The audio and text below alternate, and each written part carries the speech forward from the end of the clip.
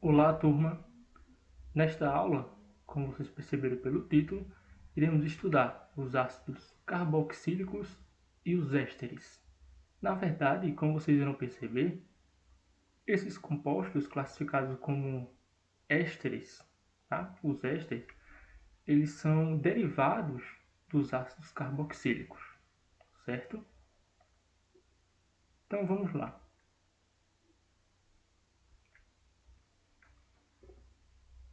Pense o seguinte, como a química ela está presente no nosso dia a dia, certo? Para tudo que você olhar, vai ter processos químicos ali envolvidos, seja de forma espontânea no nosso dia a dia, de forma natural, algumas reações químicas, ou mesmo produtos lá elaborados na indústria, certo? Especializada, como por exemplo alimentos, fertilizantes, né? Pesticidas e outros produtos para controle de pragas, nossas roupas, cosméticos em geral, certo? Medicamentos também, ou algo do nosso dia a dia que a gente nem se dá conta, por exemplo, pilhas, baterias, em tudo isso e muito mais, a química está envolvida. Então vamos pegar, por exemplo, aqui um medicamento, certo? É o seguinte, acho que você já ouviu falar em Bayer. Não exatamente nesses aqui que está aparecendo na tela, mas o Bayer que eu me refiro é esse aqui. Acho que vocês já viram em alguma propaganda na TV ou na internet, enfim, em algum local você já deve ter visto esse logotipo aqui, certo? Ou em algum medicamento, não é?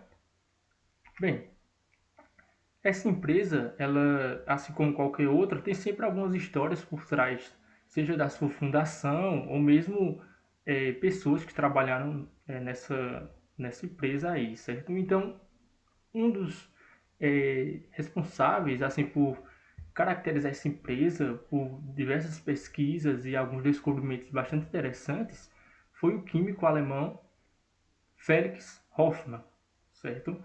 Felix Hoffmann, assim como outros químicos da época, estavam estudando, né, iniciando aquilo que viria a ser a farmacêutica, a química farmacêutica, certo?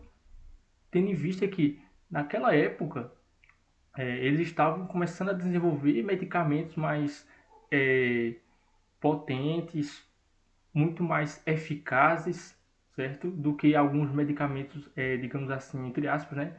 Medicamentos naturais, certo? Pela medicina popular. Então, Felix Hoffmann, assim como outros químicos da época, estudaram, certo? Algumas substâncias, algumas propriedades de substâncias presentes aqui na casca em outras partes, certo? Da planta salgueiro, certo? Que é do gênero Salix. Existem várias espécies de salgueiro, né? Dentro desse gênero. Essa substância que Felix Hoffmann estava estudando no salgueiro também poderia ser encontrada aqui na rainha das abelhas, também conhecida como rainha dos prados, tá? Na verdade, ela é mais presente na Ásia, principalmente na Europa. Mas enfim, qual era essa substância? A seguinte, o ácido salicílico. Felix Hoffmann estava estudando as propriedades do ácido salicílico que ele obtinha daqui do salgueiro. Entretanto, não é de fato o ácido salicílico que ele obtém diretamente aqui do salgueiro. Na verdade, primeiro ele obtém a salicina e dessa salicina é que ele obtém o ácido salicílico, certo? Então é o seguinte, Hipócrates, tá? Isso há mais de 3.000 anos, né? Ele já utilizava infusões aqui, certo? Casca de salgueiro e outras partes também, para aliviar dores do parto e também abaixar aqui os sintomas da febre, não é? Então percebam que há bastante tempo, Hipócrates, né, considerado o pai da medicina, já utilizava essas substâncias do salgueiro, apesar de que ele não sabia a sua estrutura, nem sabia que substância era, mas já utilizava aqui essa substância com o intuito antitérmico, não é? E também analgésico, certo? Então, vamos detalhar um pouco essa salicina. Lembrando, a salicina é originalmente retirada do salgueiro e da salicina é que a gente obtém o ácido salicílico, ok? Então vamos lá observar essa salicina. Aqui está a molécula de salicina.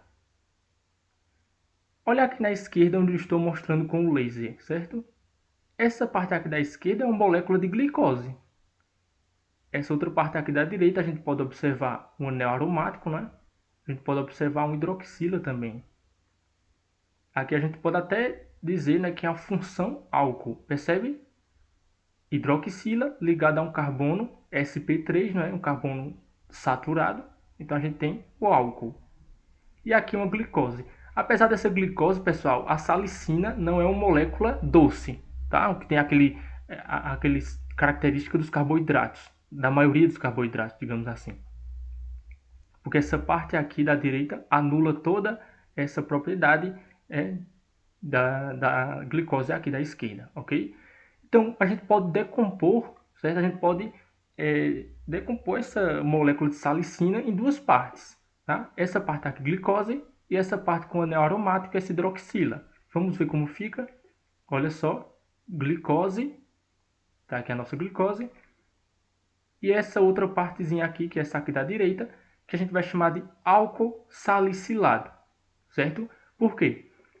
Aqui eu falei, aqui a gente tem a função álcool, certo? Qualquer dúvida, volta na aula de álcool, que está disponível aqui, certo? Observa lá, aqui tem o álcool. Então, por isso que essa molécula aqui individual, certo? Que a gente dividiu aqui ao meio a salicina, a gente vai chamar de álcool, porque ela tem a função álcool, salicilado, né? Porque deriva de salicina. Apesar de que, olha só, a gente tem um fenol aqui, não é? Olha só, anel aromático, hidroxila ligado diretamente ao anel aromático, que a gente chama de fenol, não é? Mas enfim, o álcool aqui sobrepõe, por isso que vem o nome, tá bem? Álcool salicilado. Vamos investigar um pouco esse álcool salicilado. É o seguinte, esse álcool salicilado, ele pode sofrer processo de oxidação. Perceba, essa molécula aqui de álcool salicilado, a gente vai sofrer aqui um processo de oxidação nela. E perceba que a única diferença, olha só, para essa molécula aqui do álcool, para essa nova molécula que a gente obtém, é esse oxigênio aqui, com a dupla ligação. Percebe? A molécula aqui igualzinha a essa, com essa diferençazinha aqui, o oxigênio. Então, a partir de agora, ela não é um álcool salicilado. Ela vai ser chamada de ácido salicílico. Ok? Entenderam, não é? A única diferença é que a gente sofreu aqui ela sofreu um processo de oxidação e foi adicionado esse oxigênio aqui com dupla ligação aqui nesse carbono. Ok? Então, a partir de agora, a gente chama de álcool, aliás, a gente chama de ácido salicílico. Ok? Bom, esse ácido salicílico, pessoal, ele também pode reagir de algumas formas, certo? Com algumas substâncias. Mas antes de falar sobre essas reações, eu preciso mostrar para vocês esse grupamento aqui, certo?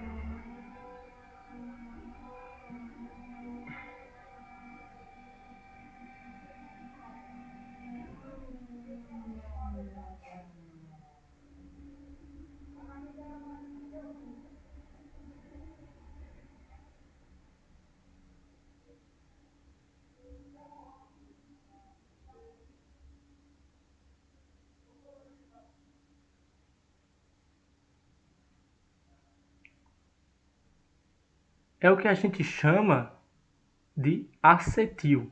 Como assim? Fazendo uma lembrança do que a gente já viu nas outras aulas. Lembre que quando a gente tem, por exemplo, o CH3, não é? O CH3 isolado, a gente chama de quê? De metil, não é isso? Quando a gente tem CH2 ligado ao CH3, a gente tem um etil. CH2, CH2 com CH3, a gente tem um propil. Lembra lá da aula de hidrocarboneto?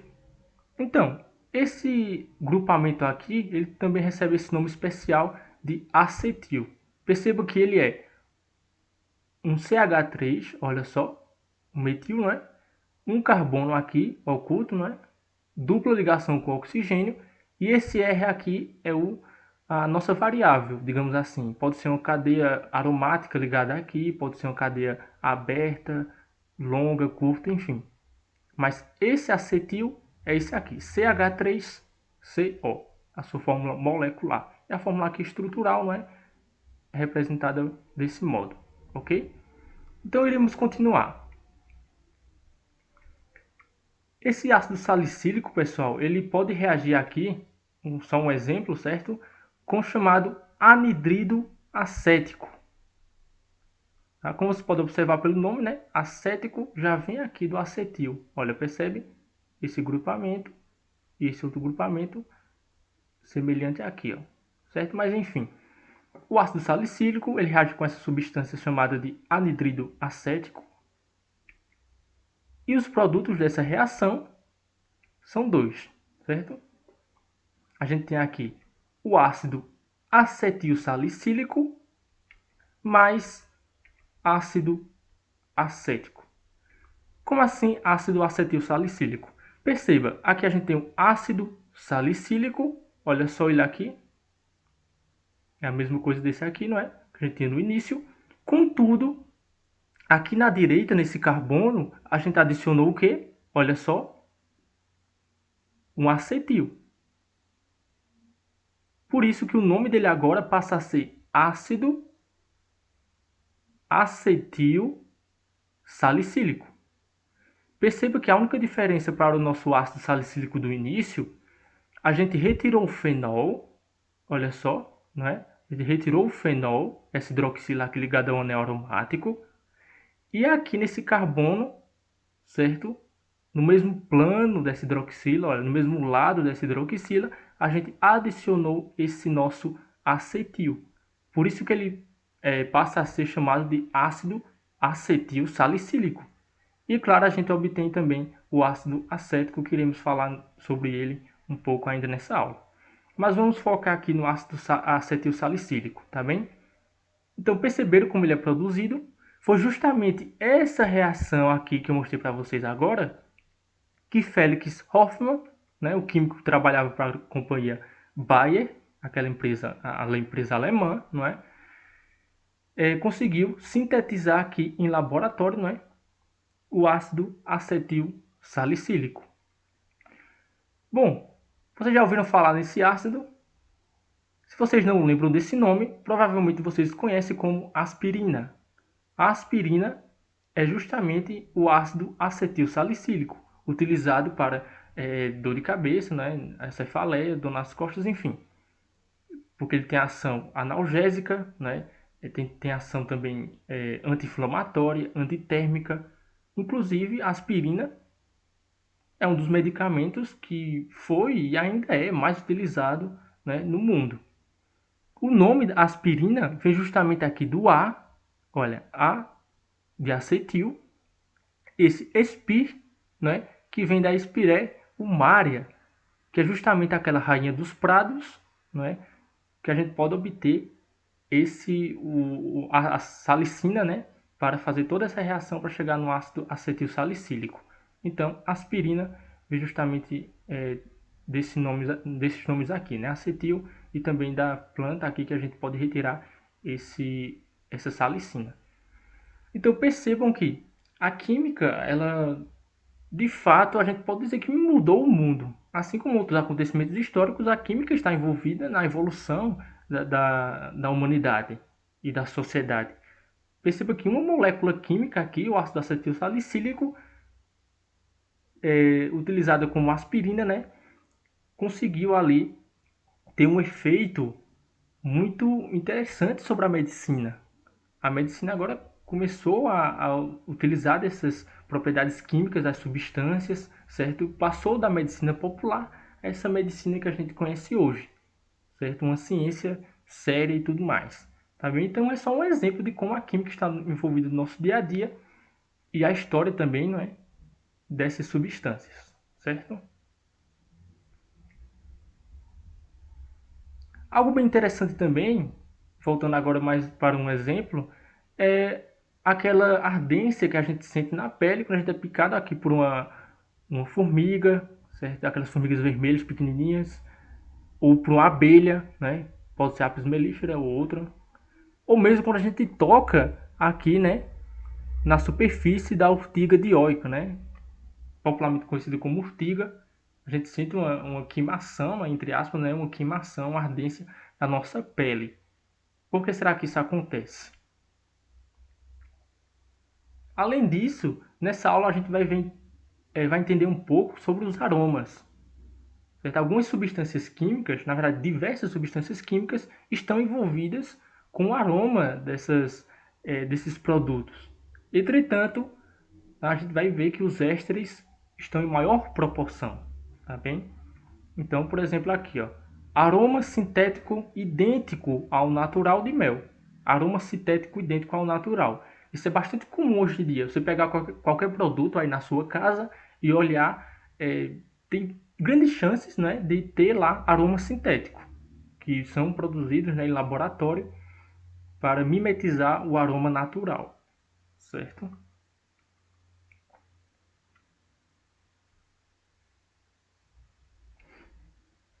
Bem, antes de continuar, vamos entender um pouco como esses aromas eles são percebidos, certo, pelo nosso organismo, certo? É o seguinte, muitas células, né, de nosso corpo, muitas células, muitos tipos de células são especializadas em captar alguns estímulos provenientes, né, do ambiente externo ou mesmo do ambiente interno ao nosso organismo, certo? São classificados como receptores, tá? Existem vários tipos de receptores. Acho que vocês lembram disso do segundo ano, vocês estudaram fisiologia, né, lá na biologia. A gente tem, por exemplo, termorreceptores, que conseguem perceber, né, identificar mudanças na temperatura. A gente tem fotorreceptores, que a gente consegue perceber mudanças na luminosidade do ambiente, mas também certos tipos de receptores são classificados como quimiorreceptores. Tá? Eles são estimulados por moléculas de substâncias químicas específicas, que se encaixam em proteínas receptoras da membrana celular. Certo? É como uma espécie de chave-fechadura. Tá? Eles se encaixam perfeitamente. Essas substâncias que causam odor, a gente chama de odoríferas. Na verdade, que estimulam o olfato, a gente chama de odoríferas. Tá bem? Então, pessoal, como o olfato funciona? Bem, de uma forma assim, bem breve, certo? É o seguinte, o sentido do olfato ele é produzido a partir da estimulação desse epitélio olfatório aqui em cima. Temos aqui as substâncias odoríferas sendo exalada aqui por uma flor, nesse exemplo. Ela vai adentrando na cavidade nasal, vai ser captada aqui no epitélio olfatório, localizado aqui nas cavidades nasais, no tétano, né? Ele é constituído por células nervosas especializadas, né? Como eu falei, quimiorreceptores, certo? De olfato, que tem prolongamentos sensíveis. Olha só, tá vendo esses prolongamentos aqui? Parecem uns cílios, né? São chamados cílios olfatórios.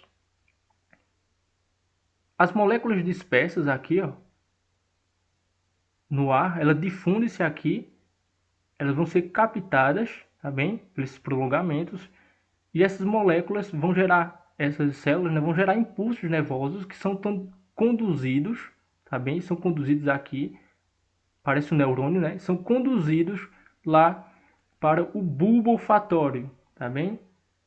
Aqui a gente tem o bulbo olfatório. E o bulbo olfatório, ele vai funcionar como uma estação de retransmissão, onde ele vai enviar esses estímulos para o córtex, né, para o nosso encéfalo, principalmente nessa área frontal, que a gente chama de lobo frontal, para ser ali detectado esse odor, tá bem? Então a gente tem primeiro passo, essa molécula odorífera chegando aqui nesse epitélio olfatório, que fica lá na cavidade nasal, bem no fundo, né, entre aspas, lá no teto. Posteriormente, esse estímulo passa para o bulbo olfatório e, por último, para o córtex, para o nosso encéfalo, para ser ali estimulado, né, e ver qual odor é esse que a gente está sentindo. Então, as três etapas básicas são essas aqui. As moléculas odoríferas são aderidas às células receptoras da cavidade nasal. Cada célula envia um sinal bioquímico ao bulbo olfatório, olha aqui em amarelo. E do bulbo olfatório, a informação segue para o sistema límbico, certo? Onde ele vai ser relacionado, né, com as memórias e as emoções. E por que isso é importante? Então veja só o exemplo. A gente tem aqui excitação sexual, por exemplo, animais utilizam algumas substâncias químicas, por exemplo, feromônios, tá? Para indicar, por exemplo, época de acasalamento, certo? Então exala um certo cheiro diferente de outra época do ano, tá? Para atrair o parceiro, certo? Muitos insetos e outros animais fazem isso aí. Memória ou experiência da infância, certo? Na infância, quando a gente tem uma certa experiência, uma memória, e naquele momento tem alguns aromas envolvidos, isso pode ser, olha aqui, levado ao sistema límbico, né, que está relacionado à memória e às emoções. Então, meses ou até anos depois, quando você sente aquele cheiro, aquele aroma que você sentiu na infância, pode ser que você se lembre daquela experiência que você teve, tá bem? Ou náusea, quando sente o odor, né? Ou você ingere um alimento ou uma bebida que no passado lhe fez mal.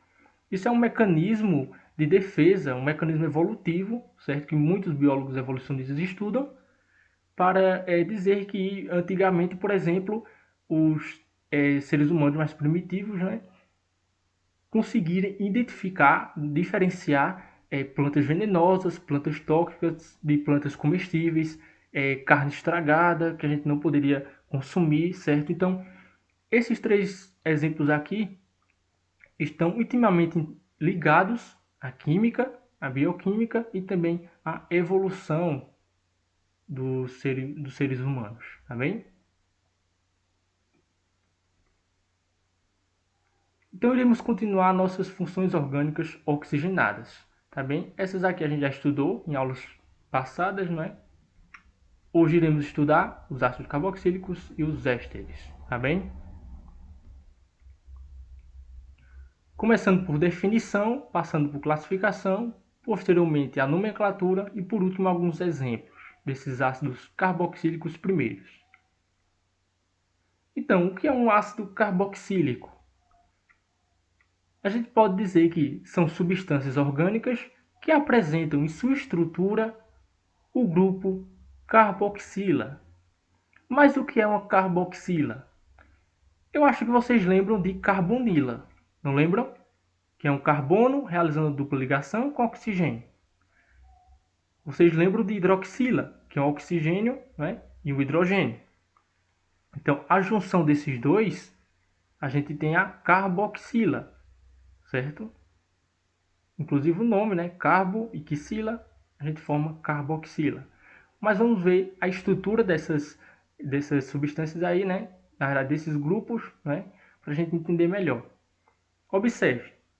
Carbonila. A gente viu isso em aulas passadas, né? Mais hidroxila. Então, isso vai ter a carboxila. Olha só, a hidroxila foi se ligar aqui nessa ligação, ó, nesse carbono, né? Foi se ligar aqui nesse carbono. Então, no final, a gente tem a carboxila. É uma junção da carbonila mais a hidroxila. Bem simples, né? Então, vamos continuar.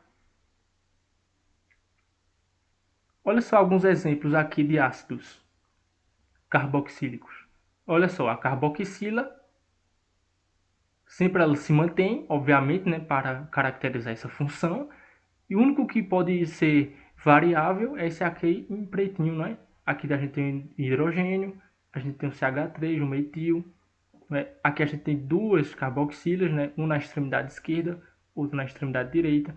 Aqui a gente tem a carboxila na extremidade e uma longa cadeia de carbonos. Então, pode ser até uma cadeia aromática, certo? Mas o importante é que sempre vai ter isso aqui para caracterizar o ácido, a carboxila. Então, presta atenção nesse exemplo aqui, dessa cadeia bem longa, a gente vai voltar a citá-lo nessa aula ainda. Então, se lembra desse exemplo aqui, tá bem? Como a gente pode classificar esses ácidos carboxílicos? Bom, de duas formas. De acordo com o tipo de cadeia a qual aquela carboxila está conectada, ou de acordo com a quantidade de grupos carboxilas. Vamos ver aqui. Ácidos carboxílicos, classificação.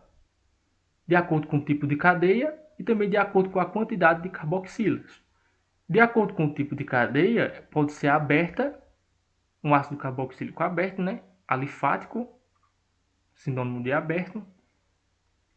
Olha só, a carboxila aqui na extremidade e a cadeia aqui aberta. Pode ser aromático, olha só, o anel aromático e a hidroxila e a carboxila aqui. Agora, de acordo com a quantidade de carboxilas, pode ser monocarboxílico ou monoácido, ou seja, mono 1. Olha só, uma carboxila. Pode ser dicarboxílico, ou também chamado de diácido, ou seja, de 2. Olha só. Certo? Então essas são as possíveis classificações, né? As principais, de acordo com o tipo de cadeia e com a quantidade de carboxilas. Bem, a nomenclatura desses ácidos, de acordo com a IUPAC, como será? Bom, segundo a União Internacional de Química Pura e Aplicada, né, a IUPAC, adicionando ácido e no final o sufixo oico. O padrão é bem semelhante àquela que a gente já vem tratando desde o começo da química de vocês, a química orgânica, né, desde hidrocarbonetos. Olha só o padrão aqui. Ácido, prefixo, que é de quantidade, não é? Lembram? Met, et, prop, but, pent, ex, enfim. Infixo, que é em relação à saturação ou insaturação, a N é N, I, N, não é? Respectivamente, ligações simples, ligações duplas e IN, ligações triplas. E no final, a gente adiciona oico. Vamos ver alguns exemplos? Qual o nome desse ácido aqui? Perceba que a gente tem apenas um carbono, não é? Então, qual o prefixo para um carbono? Met. Lembra de colocar ácido aqui, certo? Ácido, então, met, prefixo para um carbono. Só tem ligações simples aqui. Essa ligação dupla não conta porque é com oxigênio. Em saturação, a gente só vai levar em consideração se for carbono com carbono. Então, met, AN, e no final, olha só, depois de infixo em roxo, o vermelhinho oico. Então, ácido metanoico, certo? As cores aqui já estão associadas para você se lembrar, certo? Esse outro ácido aqui, perceba que aqui a gente já tem uma mudança, não é? Um carbono, dois carbonos. Então, a gente coloca a palavra ácido. Dois carbonos é o quê? Met é 1. Então, et é 2. Não é? Também só tem ligações simples. Olha, esse carbono 1 com esse carbono 2 é somente ligação simples. Então, AN. No final, adiciona o oico. Então, ácido etanoico.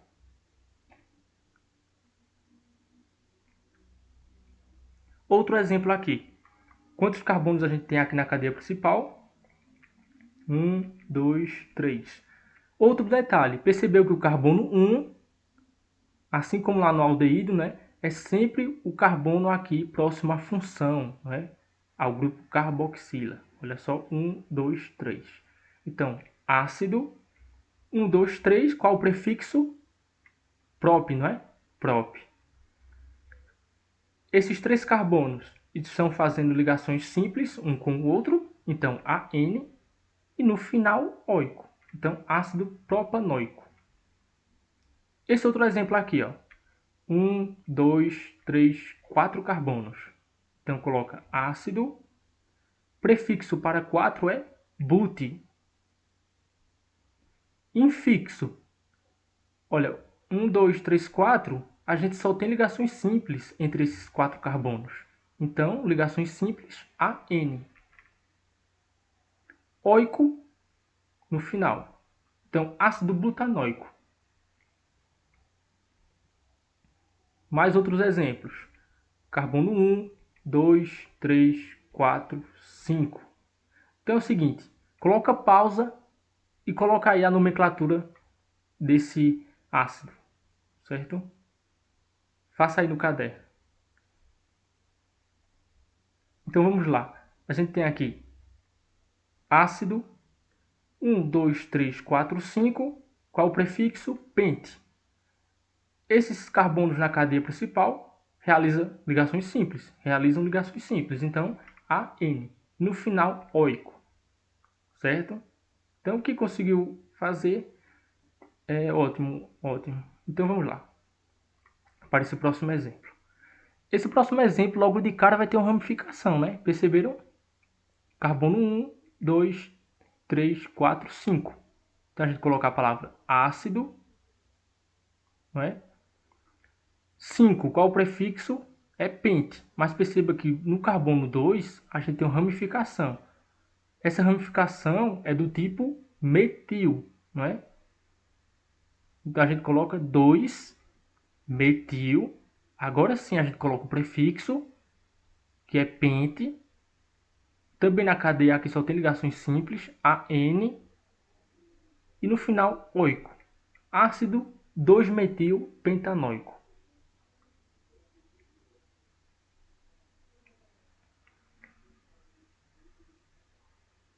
Esse próximo ácido aqui, a gente tem 1, 2, 3, 4, 5. Perceba que essa é a nossa cadeia mais longa. A gente não pode dizer que é só 1, 2, 3 e subir aqui, ó, 4. Não, essa é a cadeia mais longa, 5 carbonos. Então vamos lá. Ácido. Perceba que no carbono 2, no carbono 3, a gente tem ramificações do tipo metil. Então a gente coloca o quê? 2,3 porque são duas, metil. São duas do mesmo tipo. Então, 2,3, porque tem uma ramificação metil aqui e outra aqui, no 2 e no 3. O 2 é menor, né? Vem na frente. Porque são duas ramificações do mesmo tipo, metil. Então, 2,3 de metil, prefixo 5 carbonos, pente, né?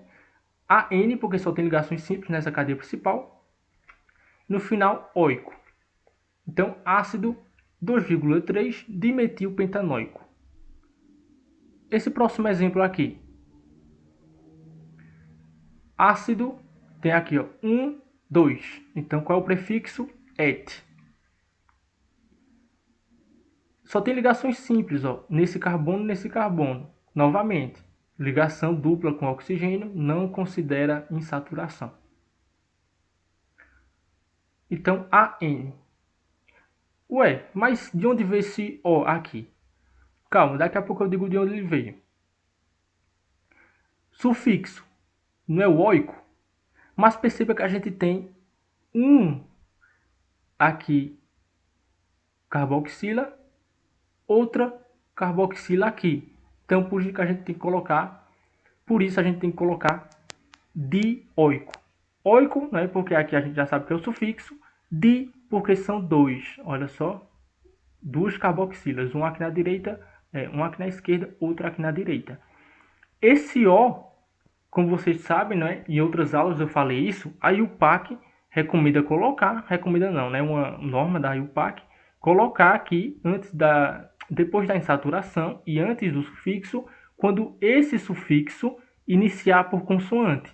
Porque imagine que não tem esse O aqui. Então vai ficar etandioico. Fica meio estranho.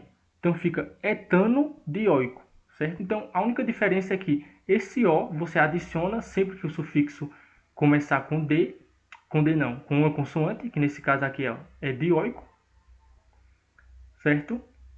E o di para indicar que são duas carboxilas, tá bem? Então, um pouco diferente esse exemplo, mas nada tão complicado. E agora uma observação, certo? Inclusive eu já falei isso em outras aulas, na aula de hidrocarboneto, mas em relação ao hidrocarboneto, né? Mas a mesma coisa a gente pode aplicar aqui para ácidos carboxílicos.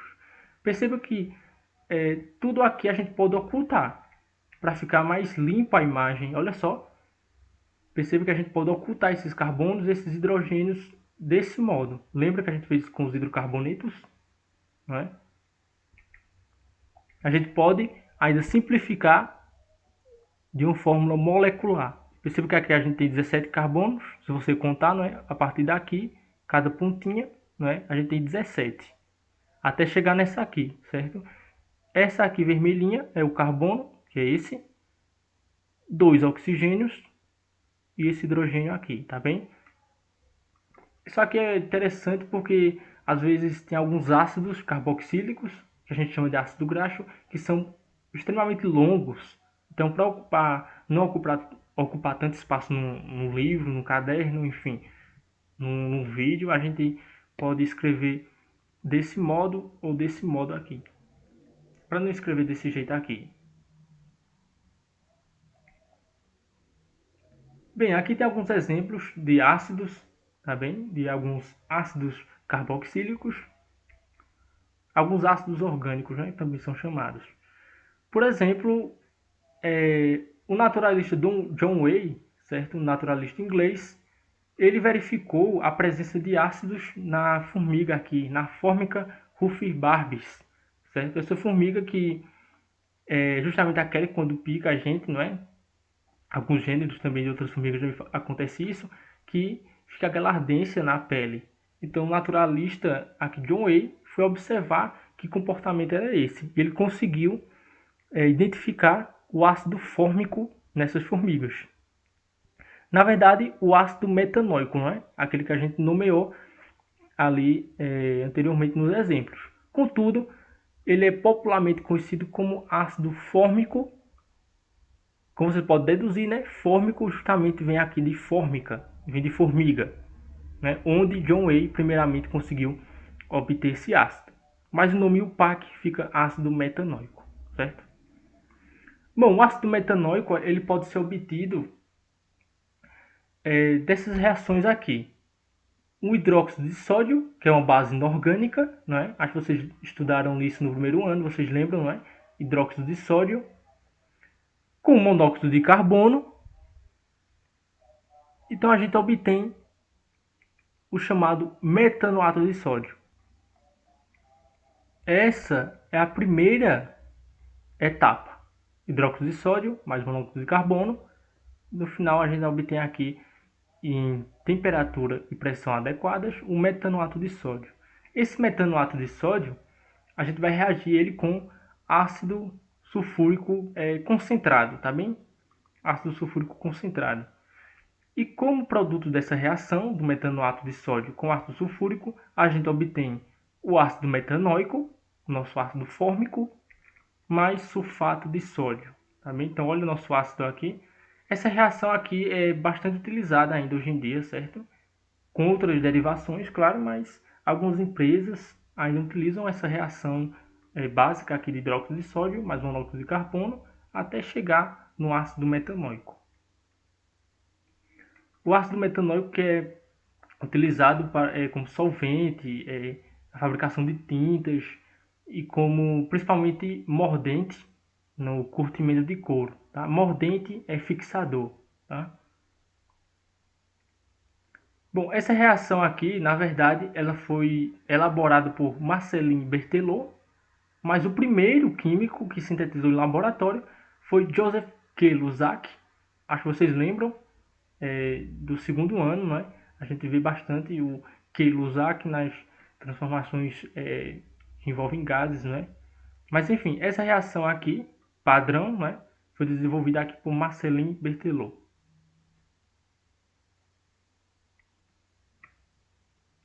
Bom, observe essa parte aqui vermelha do ácido metanóico. Ela lembra bastante um aldeído. Você que assistiu a aula de aldeído, não é? Deve se lembrar que isso aqui é bastante semelhante a um aldeído. Por isso que esse ácido metanóico, esse ácido fórmico, ele tem algumas reatividades diferentes dos outros ácidos. Como, por exemplo, ele sofre oxidação fácil. Ele é um redutor, certo? Ou seja, olha só, a gente tem o ácido fórmico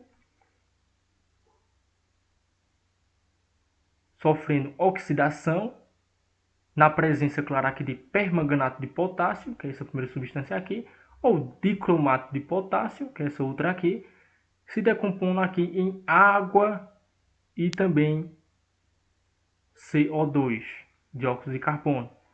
Além de oxidação fácil, ele sofre decomposição quando na presença de ácido sulfúrico concentrado. Decompõe em água, H2O, mais CO, né, monóxido de carbono. Essa reação aqui de decomposição é utilizada para obter monóxido de carbono em laboratório, certo? Aqui só duas curiosidades, não é, desse ácido fórmico. Por ele ser um ácido simples, perceba que ele é assim bem pequeno, né, molecularmente falando. Apenas o hidrogênio aqui, não é, que é o que varia, né, a carboxila é essa aqui, certo? E por ter essa parte aqui, entre aspas, né, essa parte aqui semelhante ao aldeído, ele pode sofrer oxidação fácil e decomposição.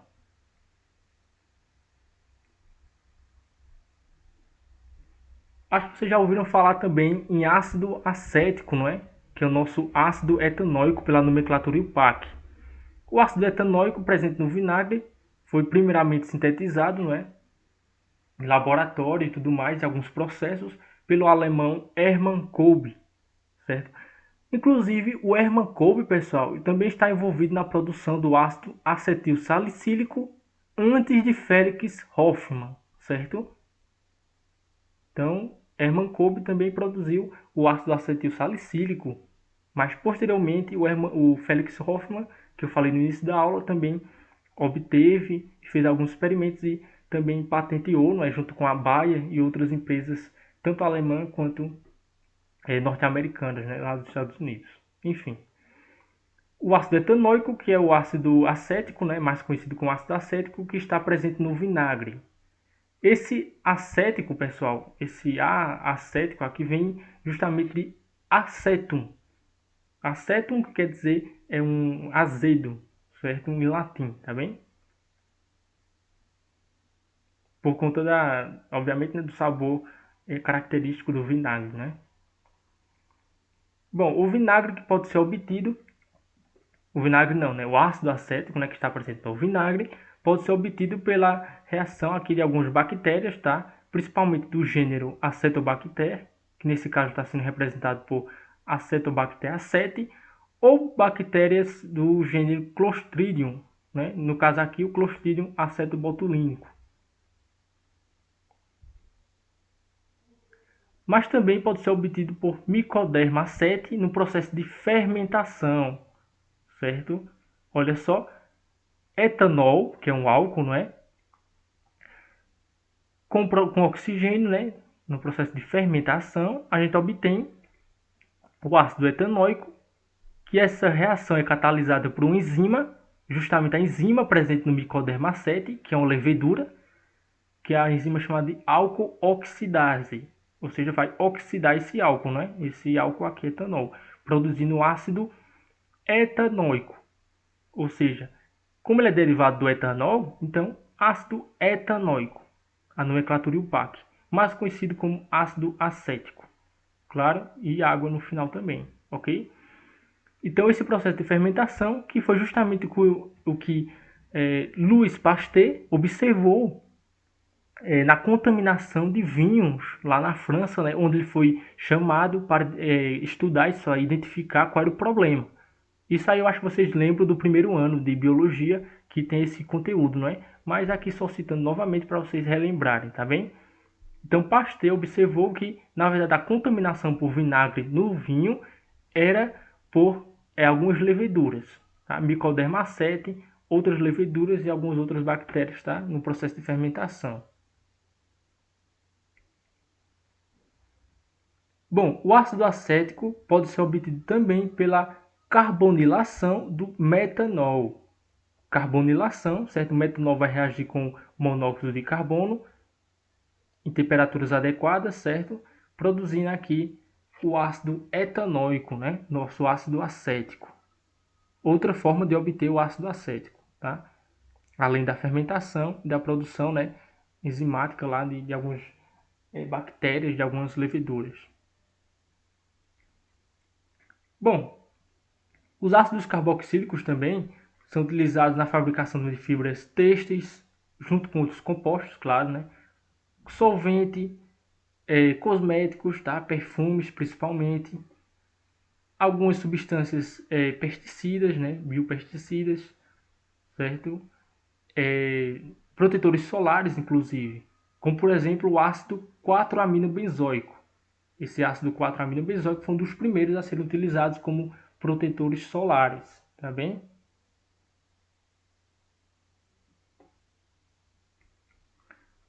Antes de continuar com os ésteres, antes de continuar para os ésteres, né? Outra observação, uma propriedade físico-química desses ácidos carboxílicos é o seguinte: os ácidos carboxílicos que têm a mesma massa molar dos álcools, por exemplo, dos alcoóis, eles na verdade possuem ponto de ebulição e ponto de fusão mais alto. Mas por que isso acontece? Perceba aqui, a gente tem o álcool, né, o propan-1-ol, e aqui a gente tem o ácido etanóico. Os dois têm a mesma massa molar, 60 gramas por mol. Mas perceba que aqui a gente tem apenas uma ligação. Uma ligação caracterizada como ligação de hidrogênio. Não é isso? Olha só, o oxigênio ligado com hidrogênio. Agora, o ácido etanóico, como ele tem aquela carboxila na extremidade, com o oxigênio e o hidrogênio na outra pontinha, a gente tem a formação, certo, de duas ligações de hidrogênio. Ou seja, ligações de hidrogênio caracteriza forças intermoleculares, não é? Entre uma molécula e outra, não é? Extremamente fortes. Por isso que o ponto de ebulição é muito maior no ácido etanóico e menor no álcool, no propan-ol, apesar de os dois possuírem a mesma massa molar, ok? Por conta dessa facilidade maior e quantidade maior de ligações de hidrogênio que o ácido pode fazer, certo? Não só o ácido etanóico, mas aqui é só um exemplo do comparação entre o ácido etanóico e o propan-ol, tá bem?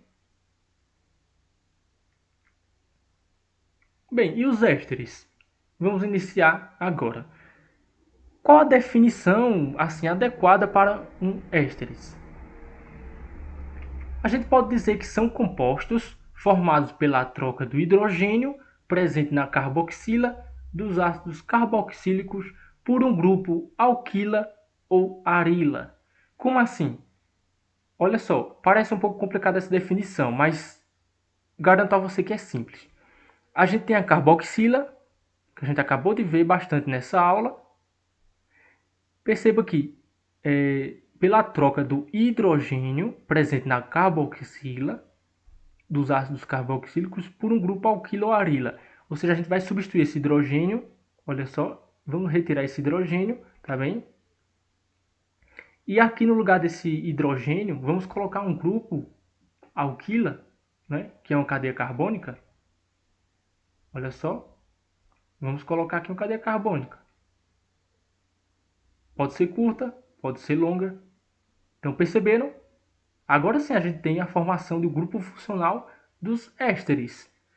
Aquela carboxila original, a gente retira o hidrogênio. No lugar de hidrogênio, você conecta cadeia carbônica, que pode ser assim aberta, alquila, ou pode ser arila, ou seja, aromática. Olha só. Perceberam? A definição no início pareceu complexa, né? Mas não. Agora que você observou a estrutura do éster, você conseguiu identificar aqui essa definição mais claramente. Olha só. O grupo éster é aqui, o grupo éster é aqui.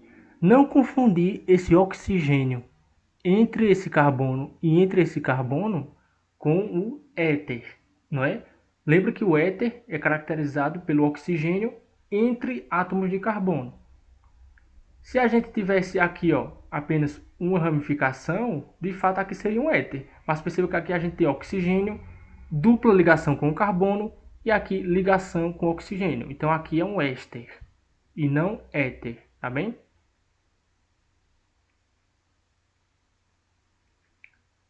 Mas como a gente pode obter ésteres?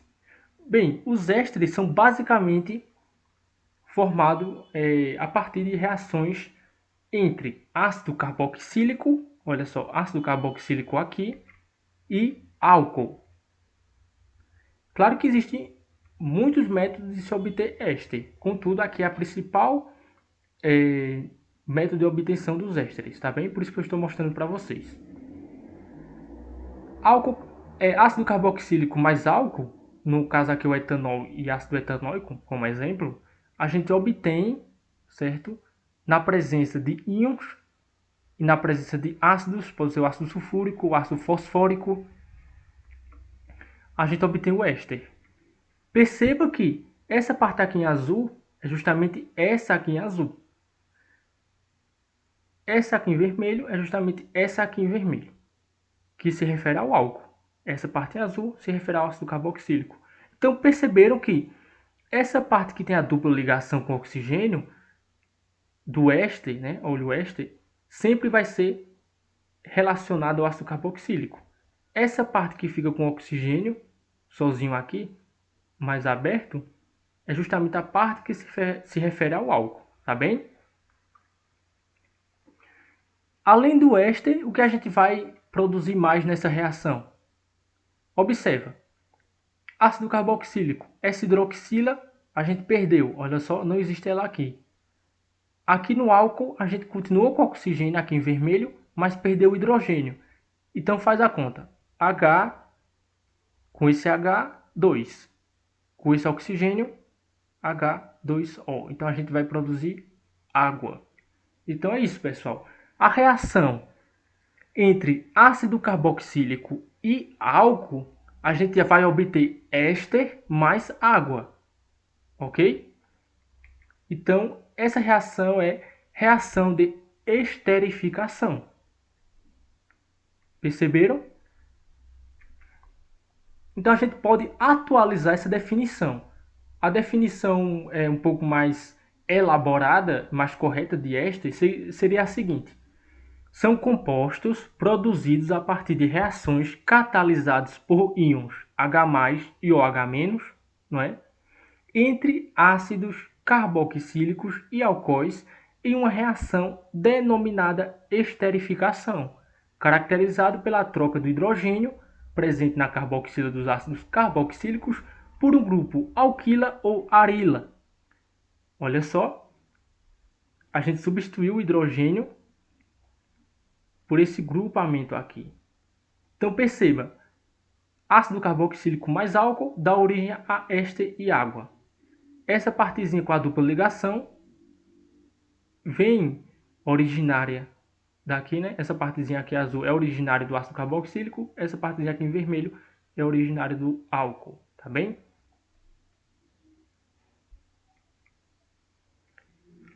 E como a gente pode nomear esses ésteres?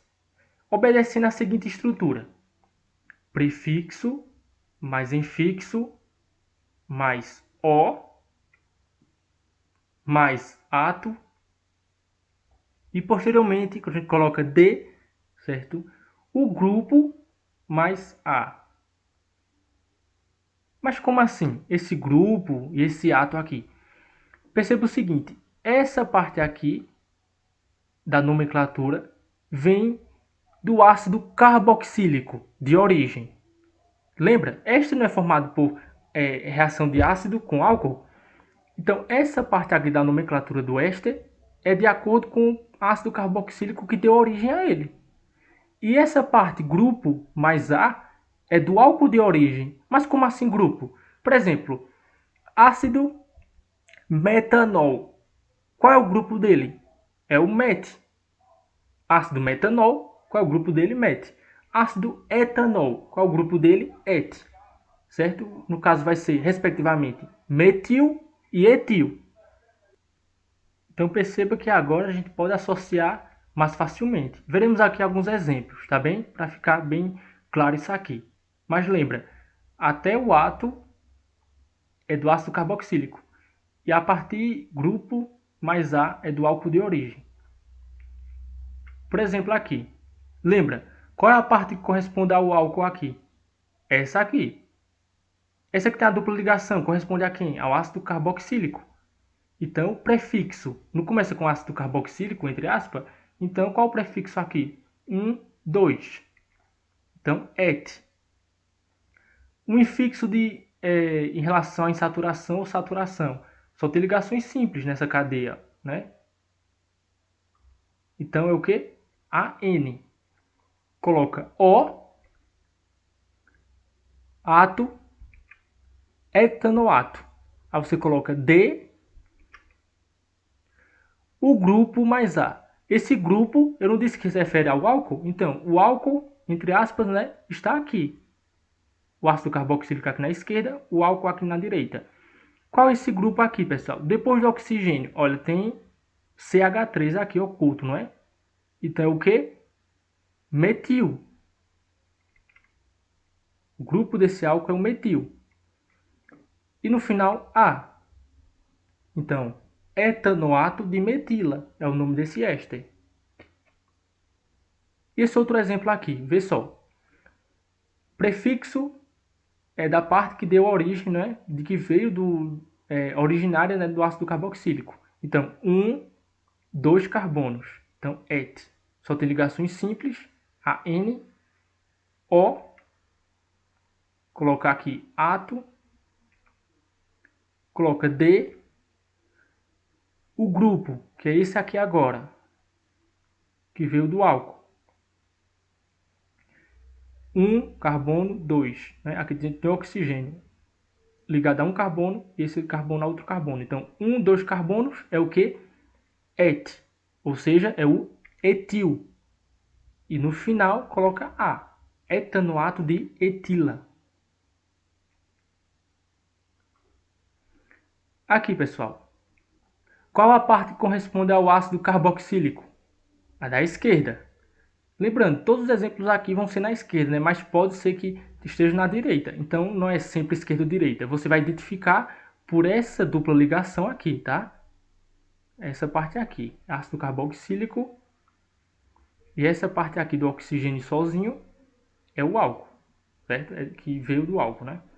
Então, 2, 3, 4. Prefixo but. Ligações simples AN, adiciona O, ato, D. Novamente aqui a gente tem o etil, não é? Aliás, o metil. E no final, A. Butanoato de metila. Esse outro exemplo aqui, ó. 2, 3, 4. But.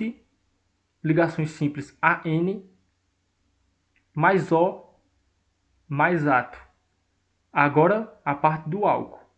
Olha só, que é essa parte aqui, né? Então, D. Qual é esse grupo? 2. Et. Então, a gente coloca o quê? Qual é o grupo? Etil. No final, A. Butanoato de etila. Outro exemplo aqui. 2, 3, 4. Mas você viu que tem uma ramificação aqui, né? A gente coloca but. AN, só tem ligações simples nessa cadeia, né? Mais O. Adiciona ato. D. Esse grupo aqui novamente é um metil. Olha só. Aqui, ó, na pontinha é o metil. Depois do oxigênio a gente só tem o metil.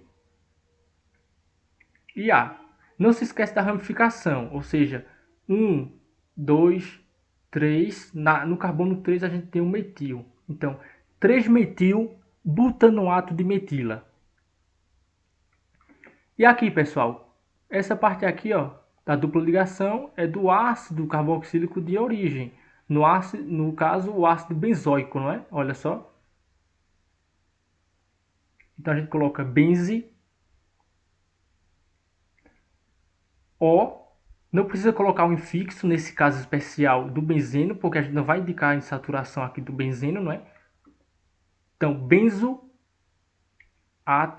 tá? Benzoato de, e o grupo aqui, ó, 1, 2, etil, e no final adiciona o A. Benzoato de etila. Então, aqui alguns exemplos. Olha só, o etanoato de 3-metilbutila é que tem o aroma artificial, né, de banana. Butanoato de etila mimetiza o aroma natural, né, do abacaxi.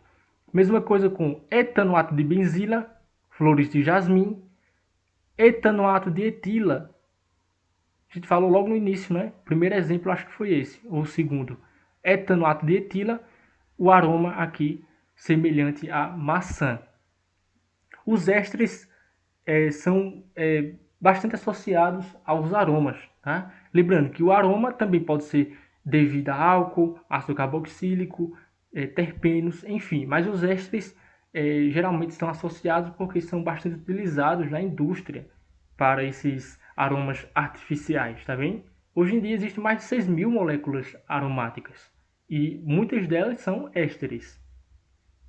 Lembra do início da aula que eu mostrei para vocês um rótulo e que mostrava, né, que dizia lá, aroma sintético idêntico ao natural. Aquilo ali geralmente são flavorizantes.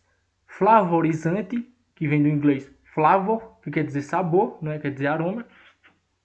Então, justamente, são utilizados como flavorizantes essas substâncias para dar sabor idêntico ao natural na produtos, né, industriais, tá? Alimentos, seja enlatado ou não, enfim. Bom, observe aqui mais uma reação de glicerol, que é um álcool. Lembra da aula de álcool, né? O nome, na verdade, dele é propano 1,2,3 triol, tá? Mas é mais conhecido como glicerol. Ou seja, 3 hidroxilas, não é? 3 carbonos. 1, 2, 3. Enfim. Esse glicerol ele vai reagir com esse ácido carboxílico aqui. Mas por que eu coloquei R1 e não coloquei uma cadeia carbônica? Porque a cadeia carbônica aqui, pessoal, vai ser muito longa. Aí não ia ocupar bastante espaço aqui no slide, certo? Mais outro ácido carboxílico, mais outro ácido carboxílico. Então perceba, R1, R2, R3 são longas cadeias carbônicas. Por isso que eu coloquei R1 no lugar dessas cadeias. Esses ácidos, pessoal, carboxílicos, que tem uma longa cadeia carbônica ligada a essa carboxila, a gente chama de ácidos graxos. Já ouviram falar sobre isso, não é? O que é um ácido graxo? Ácidos graxos são longas cadeias de carbono e hidrogênio com um grupo ácido, carboxila, né? Em uma das extremidades. Olha só o exemplo. Lembra no início da aula que eu pedi para vocês se lembrarem desse aqui? Isso aqui é um ácido graxo.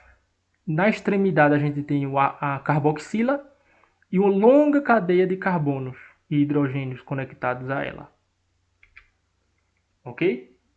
Então, isso é um ácido graxo, tá? No próximo slide eu vou representar esse glicerol na sua forma estrutural e 3 ácidos graxos, R1, R2, R3, na sua fórmula estrutural. Olha só.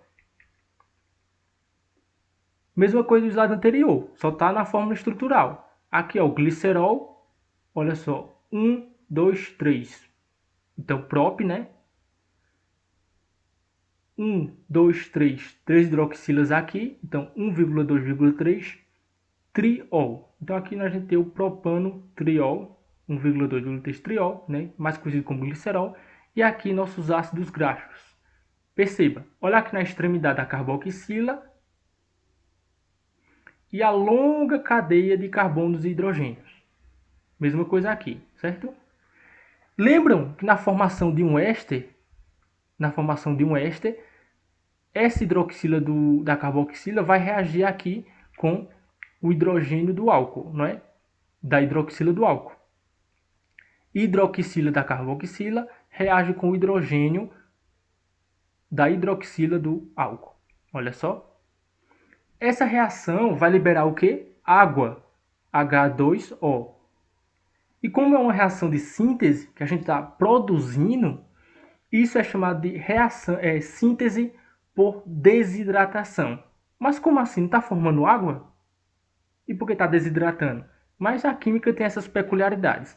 É desidratação porque a gente está retirando aqui, tá bem? E é síntese porque a gente está formando um éster, está formando um produto.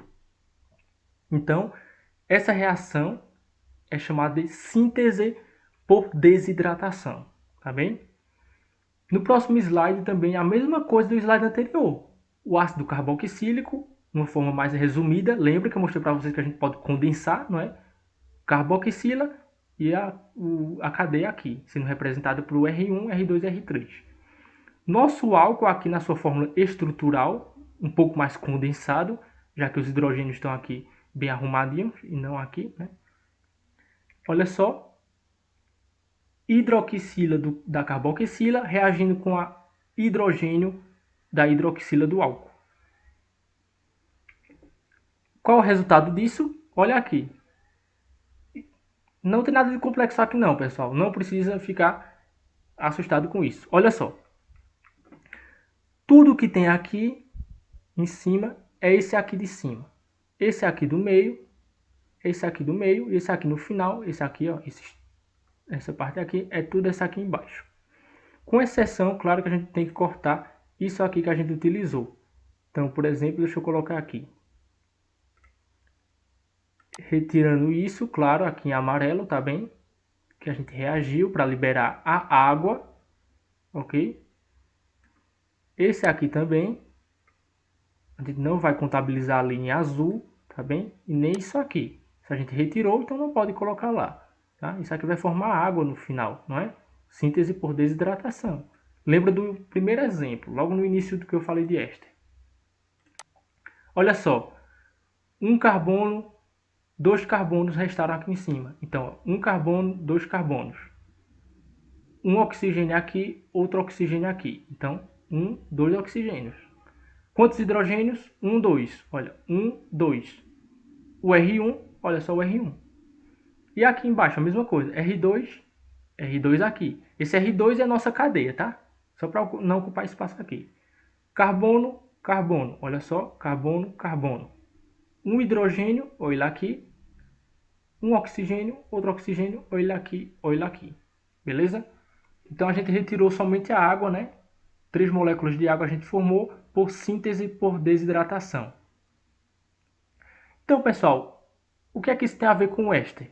Você consegue observar aqui, nesse em azul, nosso produto, o grupo funcional dos ésteres? Olha só ele aqui, ó. C, dupla ligação com oxigênio. Outro oxigênio ligado a um carbono, né? E esse carbono aqui ligado a uma cadeia. Então, olha só nossos grupos funcionais do ésteres aqui. Aqui nós temos, entre aspas, né, um éster, outro éster, outro éster. Ou seja, 3 ésteres. Por isso que a gente chama isso de triéster. Tá bem?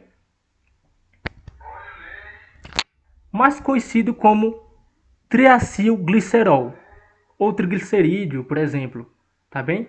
Isso vocês já viram bastante, não é? No primeiro ano que estudaram lipídios. Isso aqui a gente vai ver em detalhes em outra aula. Possivelmente a gente pode trabalhar mais para frente, né?